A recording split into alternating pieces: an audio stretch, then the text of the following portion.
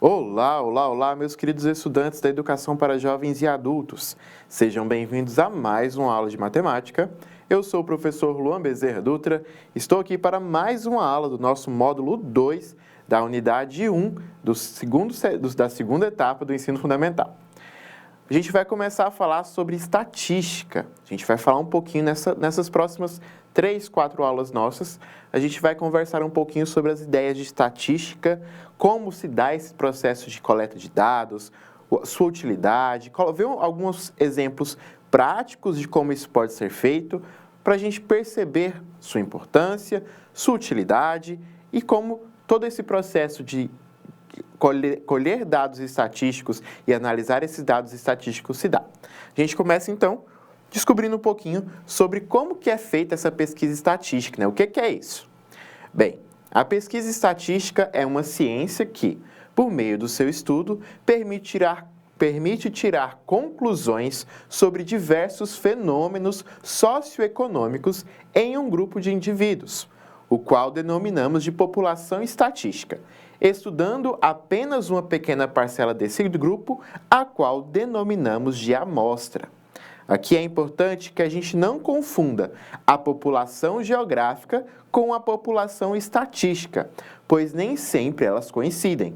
Por exemplo, numa pesquisa para saber quem vai ganhar as próximas eleições para presidente da República, a população geográfica são todos os brasileiros. E a população estatística são os brasileiros votantes, eleitores, ou seja, os brasileiros acima de 16 anos. Essa noção de população para o processo de pesquisa é muito legal. Por quê? Vamos supor que você quer fazer uma pesquisa em sua escola. Será que é interessante, você consegue fazer a pesquisa com todos os estudantes? Não, assim, consegue, mas exige um pouco mais de tempo. Então, o que geralmente os institutos de pesquisas fazem? Eles pesquisam uma pequena amostra dessa população. Se você quer fazer uma pesquisa com toda a sua escola, você vai demandar mais pessoas para fazer essa pesquisa.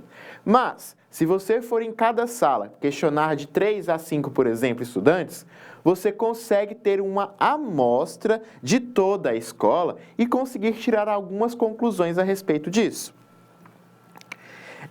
Como não é possível entrevistar todos os eleitores brasileiros numa pesquisa eleitoral, é escolhida uma pequena parcela desses eleitores para ser entrevistada. Essa escolha é chamada de método amostral e deve ser representativa, respeitando a proporção de mulheres, homens, pessoas de variadas etnias, faixas etárias, classes sociais e graus de formação diferentes. Quando é feita uma pesquisa, então, no lugar de entrevistar, de questionar todo mundo que compõe aquela população, se pergunta para uma pequena amostra. Só que essa amostra precisa ter todas as características que uma população geral teria, né? Então, é levada em consideração a questão de quantitativo de mulheres por homens, etnia, classe econômica, tudo isso é levado em consideração.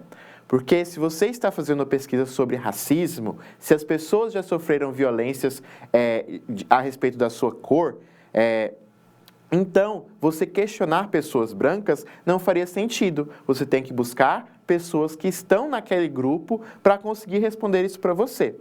Bem, seguindo, o uso da pesquisa estatística é útil nas mais variadas esferas, podendo beneficiar todas as áreas de conhecimento, tais como medicina, biologia, engenharia, agronomia, entre outras. A leitura de dados nas pesquisas estatísticas pode ser bastante complexa.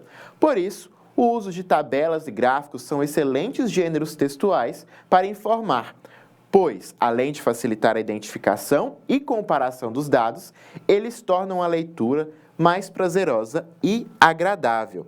Então, quando é feito aí esse processo de pesquisa, os resultados geralmente são apresentados em forma de gráficos ou tabelas. É mais fácil você fazer a leitura e interpretar esses dados, né? Você colocar ali a quantidade de pessoas que foram entrevistadas, os valores, as respostas mais frequentes, tudo isso por meio de um gráfico é mais atraente. Então, a palavra coletar nos remete à ideia de juntar, reunir, recolher, entre outras. Já a palavra dados pode ser o mesmo que informações ou conhecimento. Dessa forma, coletar dados ou coleta de dados é o mesmo que reunir, recolher, juntar informações ou conhecimentos sobre alguma coisa. Essas informações coletadas, os dados, podem ser usadas para solucionar uma questão, para formular um pensamento, expressar uma opinião e assim por diante.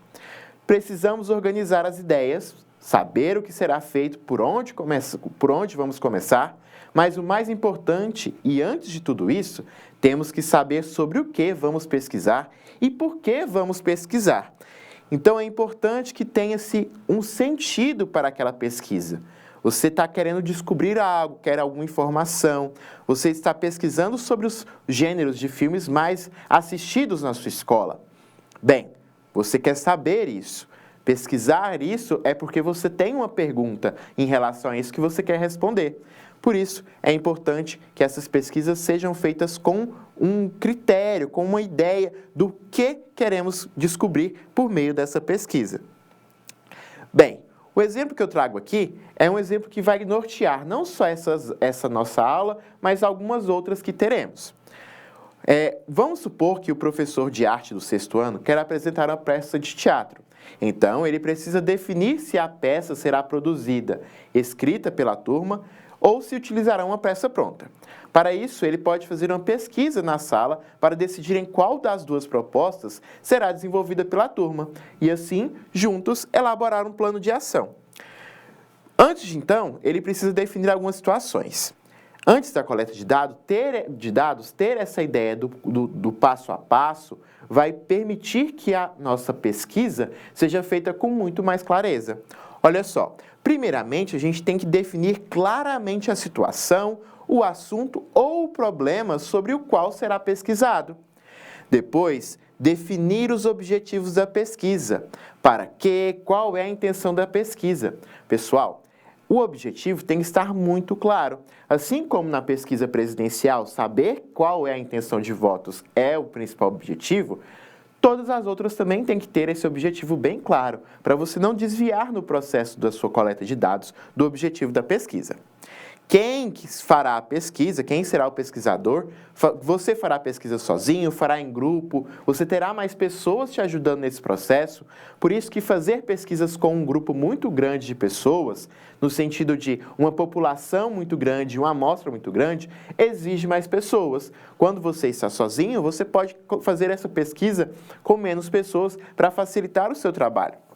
Onde essa pesquisa será feita? Vai ser na rua, na escola, no bairro? Quem será a população pesquisada? Quem serão as pessoas que você vai perguntar sobre essa pesquisa que você está fazendo? Vai ser só idosos, vão ser crianças, todas as pessoas, só uma turma da escola, um grupo de cada turma, todas as casas do bairro, casas de números pares, ímpares. A sua população de questionamento, ela pode ser muito ampla, mas você precisa definir a quem você estará perguntando.